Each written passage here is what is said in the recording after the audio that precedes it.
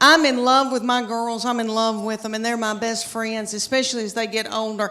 And I know that when I'm in the nursing home, they'll be the ones to come and pluck my chin hairs. But he has been from heaven. Okay, it's so wonderful. All right, well, he got married in September, and when he started bringing his wife around us, he would say to me, "You have a terrible look on your forehead." And I would say, "What? I don't know what you're talking about." But he said, "Mom, she's my best friend, and I want to marry her." They met in college at Berry College. And he said, "She's going to be my wife." And so I'm trying to, it wasn't anything against her.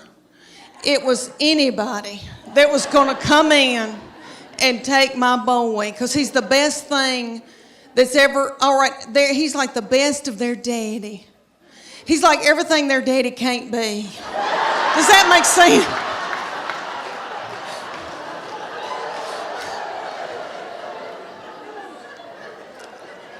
So right before the wedding, he's saying, "Mom, she is my immediate family now. You're my extended. I'm supposed to cleave to my wife. That's biblical." And I said, "Why did I show him the Bible?"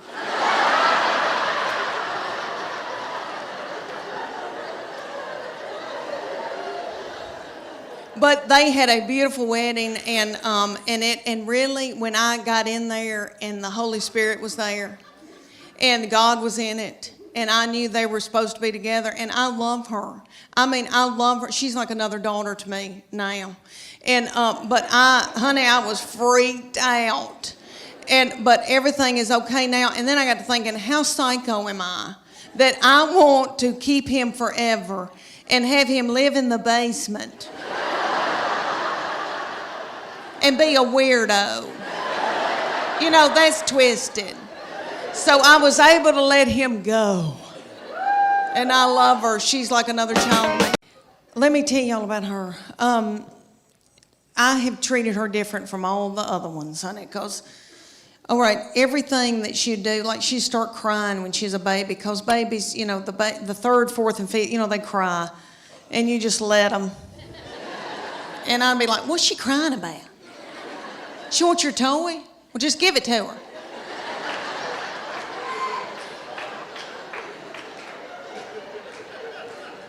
I can't deal with it. I remember saying one time, "You want those knives to play with?" "Okay." "What?" "Okay."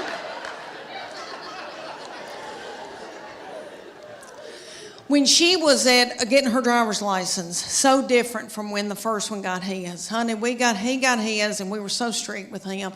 We'd say, you can go to school, but you got to call us when you get there. You can only come home. And then after 6 months, we were like, you can go to Steak and Shake. And then you got to come home. So strict. Then the second one didn't care anything about driving, really didn't start till she was close to 17. Well, this baby wanted hers the day she turned 16. I didn't think she was going to pass it because she doesn't care.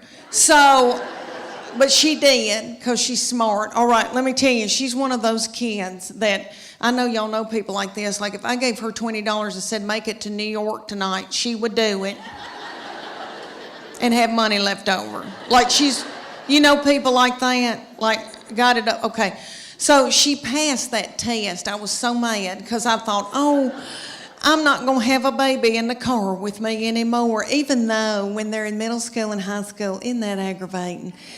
When they turn that radio up and it's blasting and I don't like that song and booming and a-doing, and then I'm trying to drive and I feel like when I can't hear, I can't see. Oh, I don't know. It's awful. But she went and got that darn driver's license, and this is how different it was raising her from the first one and the second one. She got that driver's license. My husband and I were sitting there at night, and he said, "Where is she?" And I said, "I don't know."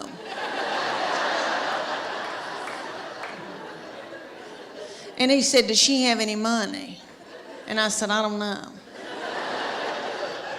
Nobody ever said another word. Bathing suit season, Lord.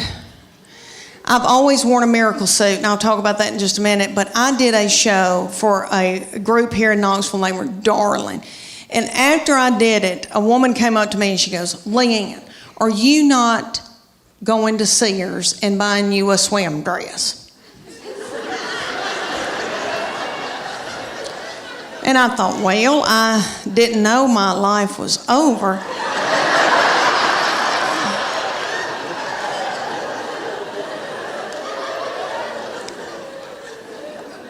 So she said, you need to go to Sears or order it online with Land's End.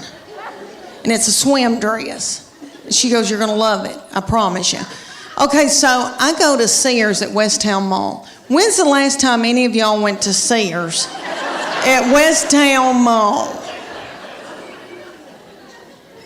There's not a soul in the Westtown Mall Sears. They've got the lights on. There's nobody working. There's nobody there shopping. I swear I think they're running dope out of Sears.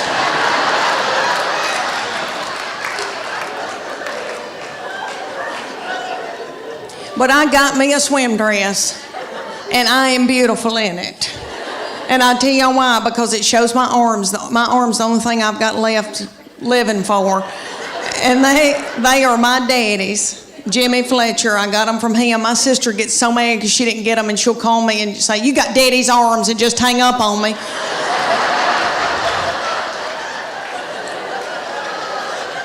But this swim dress, okay, it cinches up through here, so it's real flattering right there. And then it comes down and hides all this boogity-boo I got going on right here. And I am beautiful in it. I hate to say that. It kind of looks like Titanic, but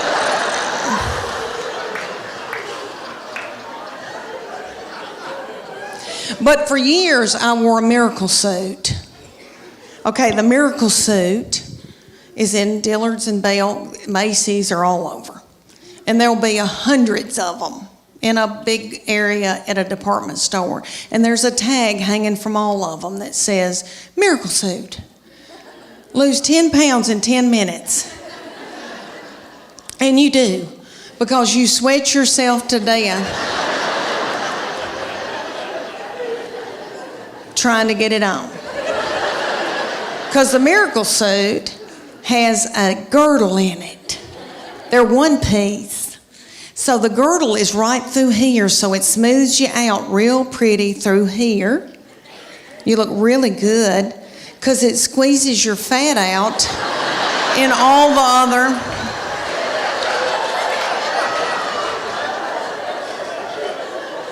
other directions, all the other holes. And I would buy it because I felt desperate and I didn't know what else to do. And I didn't feel pretty in them, and then I'd buy a sarong and wrap it around my whole body, and then sit under an umbrella and act like I was reading. But I bought them every year. I had them all the time, and I look back in videos from vacations, and I've got them on, and it's awful. Okay, so my girlfriend, the one with poop, you remember her? Okay, she found out that I had one. She was like, oh my gosh, I want one. So she drove down from Greenville, Tennessee, and they went to the Dillards. And she brought her 14-year-old daughter with her, and they got in the dressing room at Dillard's, and the 14-year-old was sacking her mama up in this bathing suit.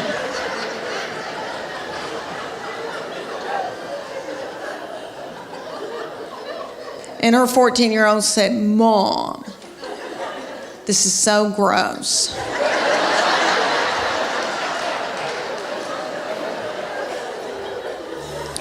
Put it back, let's get out of here. She said, I can't, I've got to buy it, I just peed in it. Okay, the 5 love languages. All right, me and Chuck Morgan in Sunday school class went on a retreat. and they talk to us about the 5 love languages. You know, and it's written by little Gary Chapman, who is a doll and tiny and does, that man's probably getting in his 90s and he does sit-ups every day. And that little thing, and I got to meet him later, he was a doll. But anyway, the 5 love languages, if you don't know about that, you've got to get it. There was a 5 love languages for your marriage, and then there's one for your children. And you need to get that. Everybody's got a love language. And you take the test. You got to read the book and take the test. Well, you don't read the book, I didn't. But you can take the test. I like to read books about Hollywood murder. So anyway, you take the test, and then you can, and your husband takes the test, and you find out what his love language is, and he finds out what your love language is. And if you find that out, then you can feed them their love language. And then, so I can feed Chuck Morgan his love language, and then his love tank feels full. If I don't, he could go to work and be at a water fountain, and some whore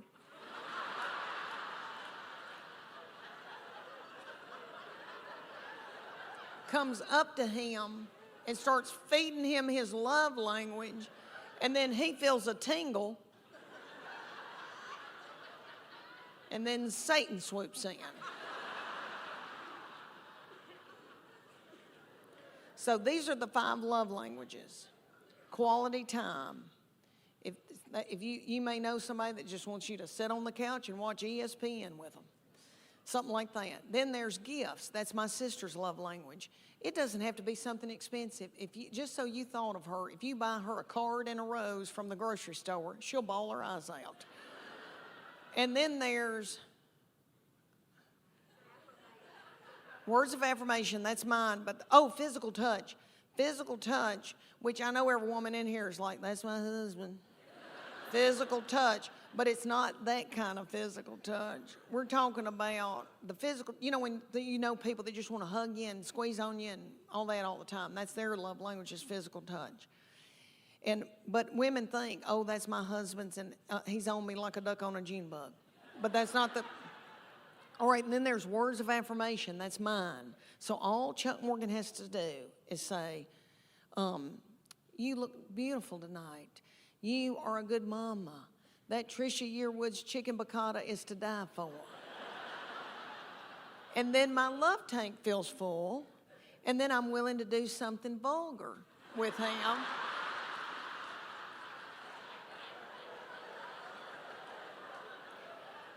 And then he gives me money to get my hair highlighted.